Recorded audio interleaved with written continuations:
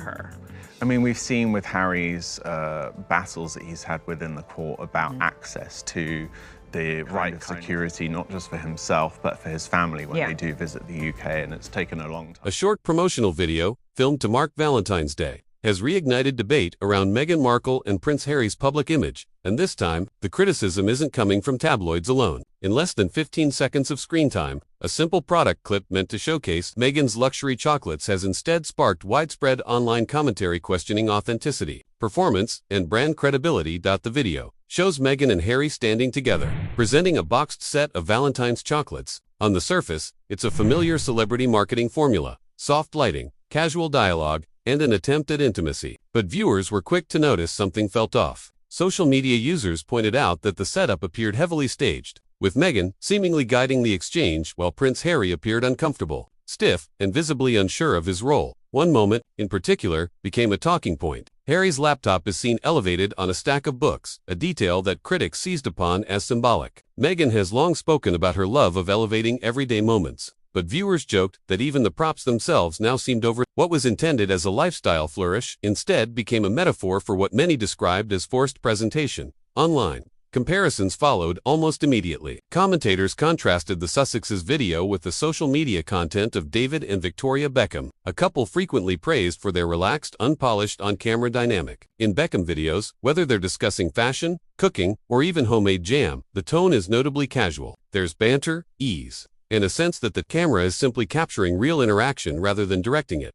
That contrast became central to the criticism. Marketing analysts and casual viewers alike noted that authenticity cannot be performed. In the Sussex clip, Meghan appears rehearsed, while Harry looks as though he's following cues rather than participating naturally. The pauses feel timed, the gestures feel planned, and when the goal is to sell a luxury product built on warmth and indulgence, that disconnect matters. Another detail fueled the backlash.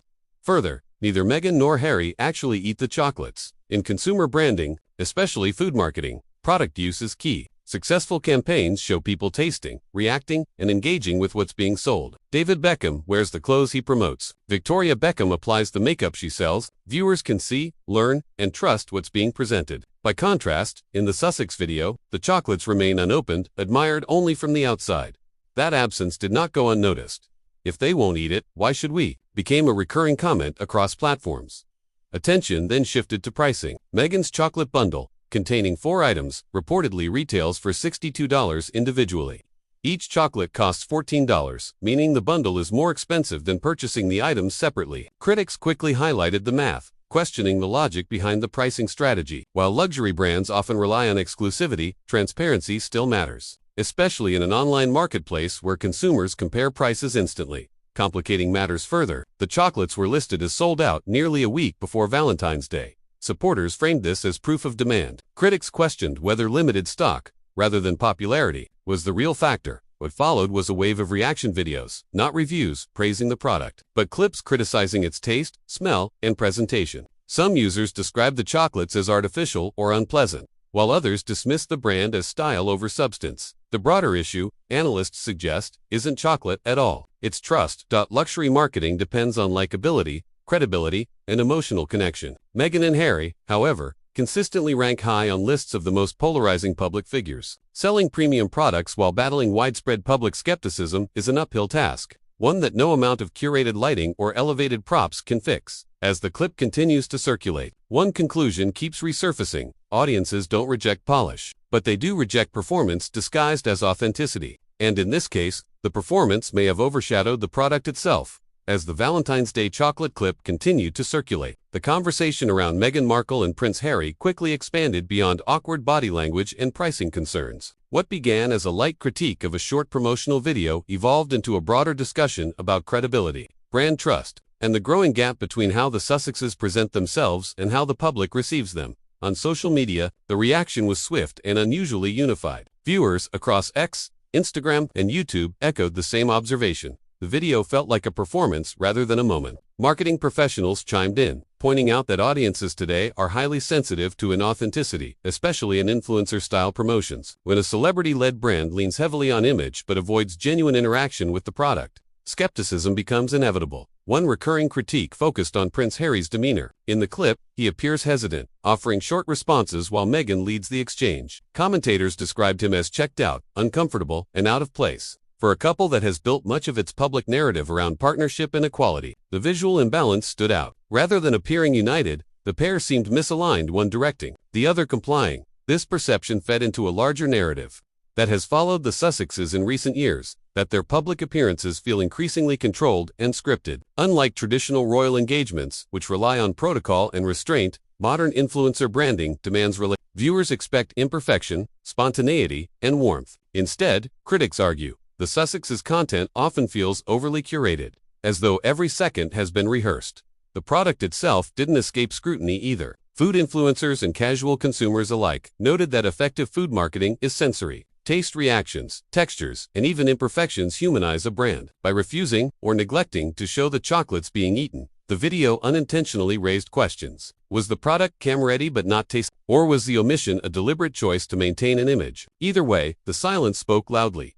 Further fueling skepticism was the pricing model. While luxury brands often charge a premium, they usually justify it through craftsmanship, storytelling, or exclusivity. In this case, the math behind the bundle pricing appeared careless at best. Consumers quickly calculated the discrepancy, and once trust in pricing erodes, it's difficult to recover. In an era where buyers fact-check everything in seconds, perceived overpricing can undo even the most polished branding. The sold-out claim added another layer of doubt. Supporters praised the rapid sell-through as proof of demand, but critics pointed out a familiar pattern. Limited drops creating artificial scarcity. Without transparency around inventory numbers, sold out loses its persuasive power and instead invites suspicion. Was demand genuinely high, or was supply intentionally low? Meanwhile, reaction videos reviewing the chocolates began gaining traction, and they were rarely flattering. Some testers described the flavor as synthetic, others complained about the smell or texture. Whether these reviews were representative or not almost became irrelevant. The narrative had already shifted. The brand was no longer being discussed for what it offered, but for what it symbolized. At its core,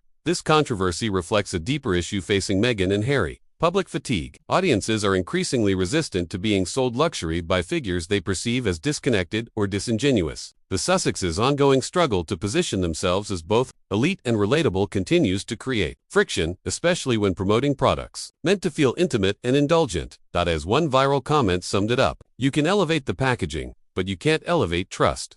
And once trust becomes the central question, even a 15-second video can do lasting damage. As criticism around the Valentine's Day chocolate promotion intensified, the discussion began shifting away from a single video and toward a broader assessment of Meghan Markle's brand strategy. Observers started asking a more uncomfortable question: is this an isolated misstep, or another example of a pattern that keeps repeating whenever the Sussexes attempt to enter the lifestyle and luxury market? Much of the analysis centered on comparison, not because audiences enjoy pitting celebrities against one another, but because contrast reveals weaknesses. David and Victoria Beckham became the most frequently cited counterexamples. Their content, critics argued, doesn't try to sell authenticity. It simply exists within it. Whether they are promoting fashion, fragrance, or even homemade jam, the Beckhams appear relaxed, playful, and unscripted. Their credibility comes not from perfection, but from consistency. By comparison, Meghan's promotional style is often described as performative. Viewers pointed out that her delivery in the chocolate video felt rehearsed, her expressions carefully measured, and her tone polished to the point of stiffness. In influencer culture, polish used to be aspirational. Today, it can feel outdated. Audiences increasingly reward transparency over elegance, and relatability over control. Marketing experts weighed in, noting that lifestyle branding requires a delicate balance. Consumers don't just buy products, they buy into a worldview. That worldview must feel attainable. When a brand leans too heavily on symbolism, elevation, luxury language, curated props without grounding itself in real use, it risks alienating the very audience it seeks to attract. The failure to actually eat the chocolates became symbolic of that disconnect. Food marketing thrives on shared experience. Watching someone taste something creates trust, even if the reaction isn't perfect. In contrast, holding a pristine box without opening it suggests distance, as if the product is meant to be admired rather than enjoyed. For a Valentine's Day campaign built around indulgence and warmth, that emotional gap proved costly. Critics also revisited Meghan's broader brand messaging. Over the years, she has positioned herself as a champion of authenticity, mindfulness, and intentional living. Yet the repeated emphasis on exclusivity, elevated pricing, and limited access appears to clash with those values. When ideals and execution don't align, audiences notice. Prince Harry's role in the video continued to draw attention as well. His visible discomfort reinforced the perception that this wasn't a shared passion project, but rather a structured performance. Body language experts pointed out his closed posture, hesitant speech, and reliance on Meghan's cues. While none of this is inherently damning, in the context of marketing, it undermines the narrative of genuine enthusiasm. Beyond branding, the reaction also reflected a cultural shift in how celebrity influence is perceived. The era of automatic admiration is fading. Modern audiences expect celebrities to earn trust continuously, not assume it. Social media has flattened hierarchies, allowing everyday consumers to challenge pricing, question narratives, and publicly critique products in real time. This dynamic places public figures like Meghan in a difficult position. She is neither a traditional royal bound by protocol nor a fully embraced lifestyle That in-between status creates friction. Royal prestige suggests distance and formality. Influencer marketing demands closeness and informality. Trying to occupy both spaces simultaneously often results in mixed signals. As one branding analyst noted, you can't sell intimacy from a pedestal. The growing pylon may feel harsh, but it reflects a broader truth. Audiences are no longer passive. They dissect tone, pricing, body language, and even silence. Every omission becomes part of the story. Every unbitten chocolate becomes a statement. By the end of the week, the chocolate itself had almost faded from the conversation. What remained was a larger critique of trust, tone, and identity. For Meghan Markle's brand, the challenge ahead isn't about better lighting or more elegant packaging. It's about deciding who the brand is actually for and whether the audience still believes in the story being told. By the time the Valentine's Day chocolate video had fully run its course online, the criticism was no longer really about chocolate, pricing, or even awkward delivery. What remained was something far more consequential: a public reassessment of Meghan Markle and Prince Harry's relationship with their audience. In the court of public opinion, the verdict wasn't driven by outrage, but by exhaustion. What makes this moment notable is its quiet nature. There was no major scandal, no explosive headline, no shocking revelation. Instead, it was a slow accumulation of small, uncomfortable details. A stiff smile here, a missed bite there, a pricing miscalculation that felt careless rather than elite. These are the kinds of moments that don't dominate headlines on their own, but together, they form a pattern audiences can't ignore. That pattern is control. Viewers increasingly feel that Meghan's public appearances are meticulously managed, from posture to phrasing to framing. While control once signaled professionalism, today it often signals distance. In a digital culture that prizes spontaneity and vulnerability, perfection can feel artificial. The irony is striking. A brand built on mindfulness, warmth, and intentional living now feels overly intentional in the wrong way. Prince Harry's presence in the video reinforced that perception. His discomfort wasn't aggressive or dramatic, it was subtle. But subtlety is powerful on camera. The hesitation, the reliance on Meghan's lead, the lack of visible enthusiasm all contributed to a narrative that he was participating out of obligation, not belief, for a product meant to represent love, indulgence, and togetherness. That emotional mismatch resonated deeply with viewers. This moment also highlighted a larger branding challenge. The Sussexes continued to face credibility. Luxury branding is not just about high prices, it's about aspiration rooted in trust. People don't mind paying more when they believe in craftsmanship, sincerity, and personal investment. When those elements are missing, or perceived to be missing, even a premium product can feel hollow.